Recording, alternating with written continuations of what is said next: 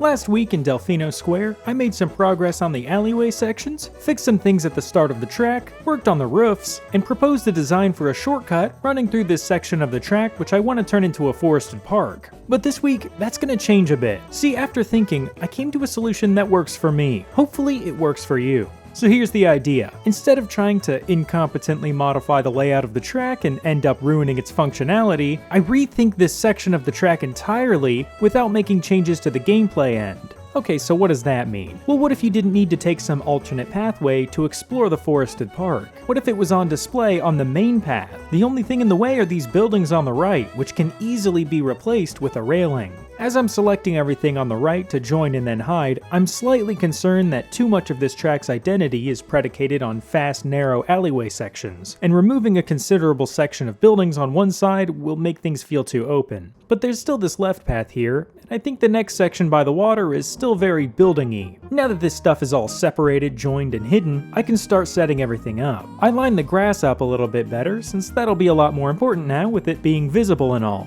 I'll start off with the railing. Now that the buildings are gone on this side, I need something else to keep players on the track. Or I could just have nothing here and let this be an open world survival crafting MMORPG. But that's a bit ambitious, so I'll just stick with the railing. I made the actual rail part with a cylinder that I made out of a cube that has the wood texture on it. The same wood texture actually that I used on the railing in Coconut Mall. And for the posts, I very skillfully transformed a cube into a rectangular prism and put the steel lamppost texture on it. Then I used an array modifier, which lets you duplicate something repeatedly by a specified amount and by an adjustable distance in whichever direction you choose. I moved along the track putting down these arrays and adjusting them until I reached this set of stairs. I decided this would be a good thing to work on real quick. So I spent a little bit trying out different textures until I landed on this concrete one, which I had to generate a normal map for. I finished up the railing and added some side geometry to the stairs, that way you don't see under them. I guess now I can make the park. But without any real plan, I just kinda put down a couple of trees and didn't know what to do. Clearly I need to work out some kind of design for this, so I put down trees along the road as a kind of starting point, then got an overhead view screenshot and threw it into Photoshop. I started by copying trees along the rest of the track. Then I drew some rectangles where I should put 2D strips of forest that will act as a visual backstop. I don't want you to be able to see straight through to the other side. I want it to look like a forest. I drew a couple brown rectangles representing benches, and a blue circle roughly where I want to put a pond. Then I drew a dirt pathway that'll run along the actual track. It's not a shortcut or anything, just part of the surrounding detail. This should be enough to get something good put together. I went ahead and finished duplicating trees along the side of the track, and got a couple of flat forest renders. I made two renders. The one with the shallower depth of field ended up working better since distant trees can end up too high on the texture to stick into the ground otherwise. I began setting up the tree lines roughly where I drew them on the map, which looks pretty nice, but it's clearly not enough to look like a forest. So I made a couple more of these planes and had them shrink inward to give a sort of forced perspective. This is something I've definitely seen Nintendo do in some places. It's always so cool to arrive at the same conclusion separately and only then realize you did so. But while this does look better, I think I can make it look less flat by having low poly versions of the trees here. So I used the decimate modifier, cleaned them up a bit, and set them on the edge of the forest. Well, I guess it's time to make that dirt path now. I started with a cube and got the general contour shaped out. Then I put the texture on there and started extruding it along a path. The difficult thing here was keeping the texture consistent, because while having the live UV unwrap checkboxes ticked did work when extruding in a straight line,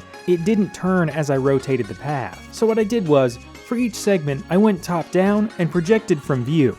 Then lined up the geometry with the dirt path part of the texture, which was a little tedious, but still not bad enough to push me to actually find a solution to this problem. Maybe you guys have found a better way of doing this. Eventually, I had extruded the pathway alongside the track and then just a little bit past it. I spent a little bit of time making this part of the track look right, which means getting rid of this floating window. Now that this all looks decent, I can go back and unwrap sections of the track that I didn't unwrap earlier because I didn't feel like it. I also made sure the track touched the ground everywhere, including right here where the track sits way off the ground on the left, which I made up for by extruding the bottom of the path in this area. I also thought this would be a nice spot for a little ledge with some grass and a mushroom. Then I went back to the beginning of the path and ran it back a little further and just sort of polished things back there. Well, now it's time for some benches. These would be perfect spots to have Piontas cheering if and or when I mod this track into the game. Let's start making the pond now. I started off with that shape I always start with and got something that looked like a pond.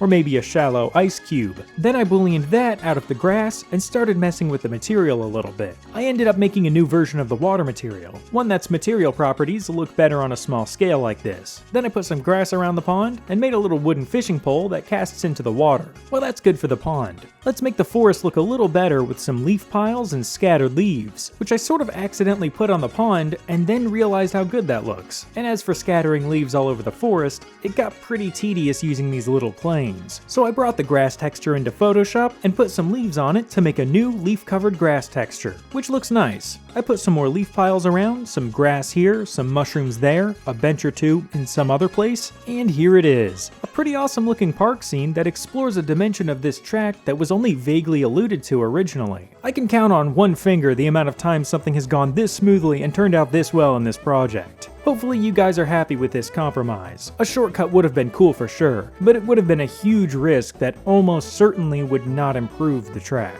This, however, is a version of Delfino Square that I like. It's my project, so screw you guys. For real though, I really appreciate you guys watching. I haven't had a series like this on the channel before. I'm really grateful for the people tuning in every week and being engaged in this project. It means a lot to me. And I really do want to know if you like this change, or if there's something about it you dislike. I won't be going back on it, but if there's changes I can make to improve it, I'd love to hear them. Anyways, I'll talk to you later. Thanks.